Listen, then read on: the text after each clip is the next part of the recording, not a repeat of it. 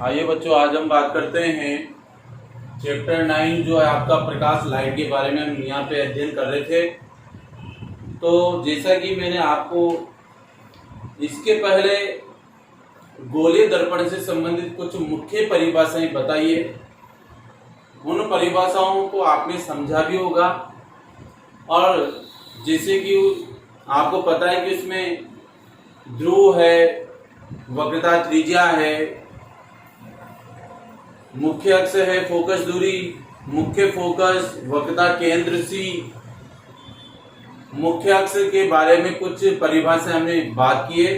जिस प्रकार से आज इस चैप्टर में आप गोलीय दर्पण के संबंध में पढ़ रहे हैं, इन कार्य चिन्ह परिपाटी को भी हम पढ़ेंगे, या फिर ये परिभाषाएं ऐसे किसी सेम कंडीशन आपके लेंस के अंदर भी आएगी। जैसे आप यहाँ पे पढ़ रहे हैं उत्तल दर्पण अवतल दर्पण, वैसे आपके उत्तल लेंस अवतल लेंस भी आएगा, चिन्ह परिपाटी भी आएगी, मुख्य परिभाषाएं भी आएगी। तो उनमें डिफरेंस है, इसलिए आप थोड़ा सा इस लेसन को थोड़ा सा फोकस करते हुए पढ़ें। तो देखिए, आज इस वीडियो के अंदर हम बात करेंगे कि गोलीय दर्पण द्वारा परिवर्तन के लिए चिन्ह परिपाटी नियम, यानी कि गोलीय दर्पणों के द्वारा जो परिवर्तन होते हैं उसके लिए चिन्ह परिपाटी नियम है। यानी एक प्रकार से डायग्राम जो आपको दिखाई दे रहा है, या चिन्ह परिपाटी जो दिखाई दे रही है, इसके द्वारा हम क्या करते हैं कि कोई भी परावर्तन होता है, चाहे वो अवतल दर्पण में हो चाहे उत्तल में हो, उसकी जो दूरियां होती है या ऊंचाई होती है, उन सबको हम चिन्ह परिपाटी नियम के अनुसार क्या करेंगे, यहाँ पर समझेंगे। और यहाँ एक और चीज है कि कंडीशन एक और मैं बता दूं कि ये जो चिन्ह परिपाटी है गोलीय दर्पण से संबंधित, ये काम आती है आपके आंकिक प्रश्न, यानी जो सवाल होते हैं ना दर्पण से संबंधित, उनको हल करने के लिए इसको काम में लिया जाता है। जहां तक ये नियम आपको याद नहीं होंगे, आप किसी भी प्रश्न को या सवाल को, गोलीय दर्पण से संबंधित सवाल को हम हल नहीं कर पाएंगे। इसलिए आपको इन चीजों को समझना बहुत ही आवश्यक है। तो देखिए, किसी भी आंकिक प्रश्न को हल करने के लिए हम चिन्ह परिपाटी नियमों की सहायता लेते हैं। तो चिन्ह परिपाटी नियम में देखिए, पहला नियम जो है वो है आपके कि दर्पण के ध्रुव, वो है दर्पण का ध्रुव होता है, उसको मूल बिंदु मानते हम। यानी ये ध्रुव जो है ओ, इसको मूल बिंदु माना है हमने, और इस एक्स और इस एक्स को क्या है, मुख्य अक्ष माना है।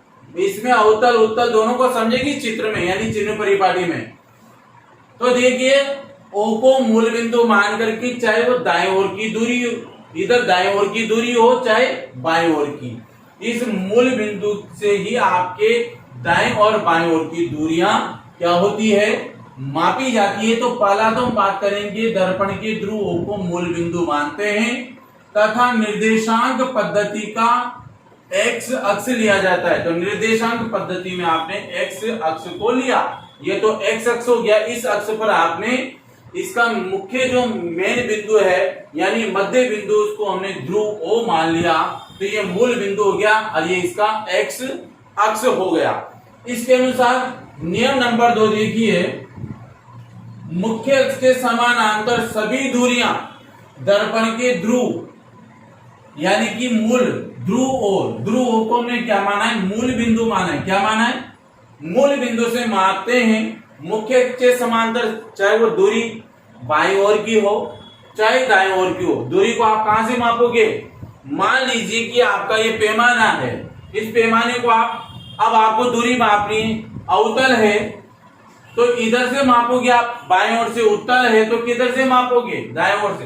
तो आपका मुख्य बिंदु क्या कहलाएगा, ओ। तो सारी दूरियां इस बिंदु से आपके मापी जाएगी।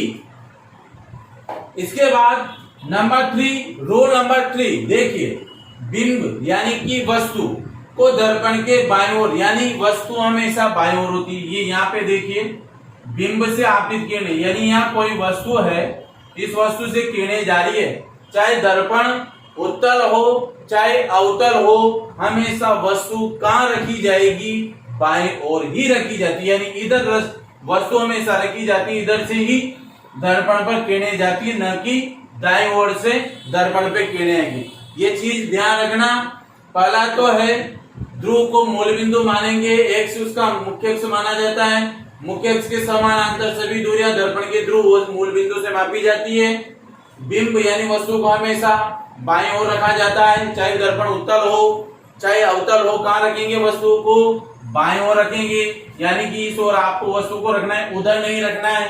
नंबर 4 नियम, मुख्य अक्ष के समानांतर मूल बिंदु के बाएं ओर। अभी देखो, मुख्य अक्ष के समानांतर मूल बिंदु आपका ये है ध्रुव, इसके बाएं ओर की दूरियां ऋणात्मक। ये देखिए, बाएं ओर की दूरियां, इधर की सारी दूरियां, बाएं ओर की दूरियां यानी इधर की दूरियां क्या होती है? हमेशा ऋणात्मक होती है, तथा दाएं ओर की दूरियां धनात्मक होती है। ध्यान रखना, ये हमेशा मुख्य अक्ष के समानांतर मूल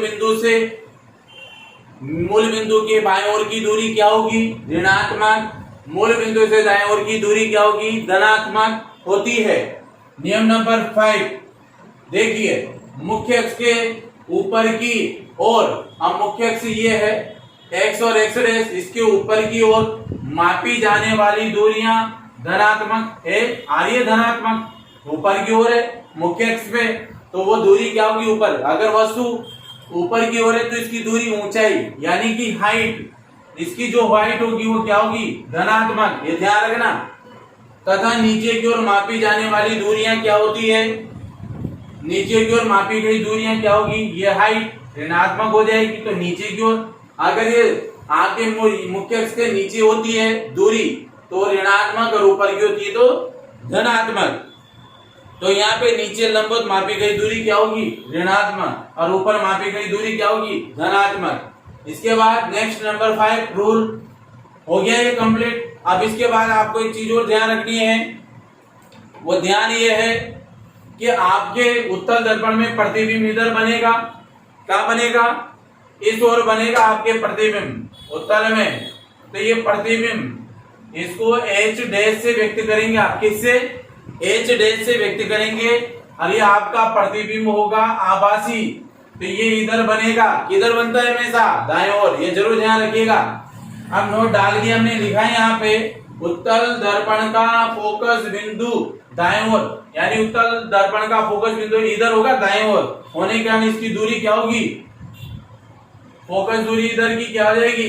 दाएं ओर होने के कारण धनात्मक, क्योंकि इसका उत्तल दर्पण का फोकस बिंदु दाएं ओर होगा, इसलिए इसकी फोकस दूरी धनात्मक होगी।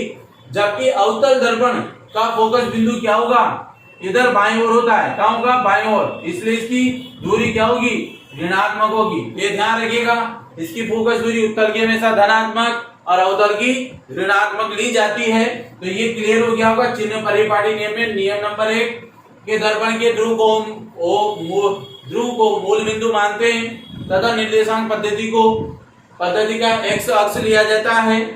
मुख्य अक्ष के समानांतर सभी दूरियां मूल बिंदु ओ से मापी जाती है, ध्रुव ओ से मापते हैं। बिंब यानी वस्तु को हमेशा कहाँ करते हैं? हमेशा बाएं ओर रखेंगे। मुख्य अक्ष के समानांतर मूल बिंदु के बाएं ओर की दूरियां सदैव ऋणात्मक, जबकि दाएं ओर की दूरियां हमेशा धनात्मक होगी।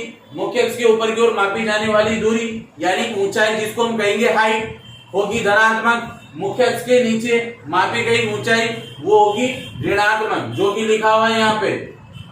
इसके बाद उत्तल दर्पण का फोकस बिंदु क्या होगा? दाएं ओर होगा, इसलिए क्या होगा? हमेशा धनात्मक। जबकि अवतल दर्पण का फोकस बिंदु क्या होगा? बाएं ओर होगा, इसलिए इसकी दूरी क्या होगी?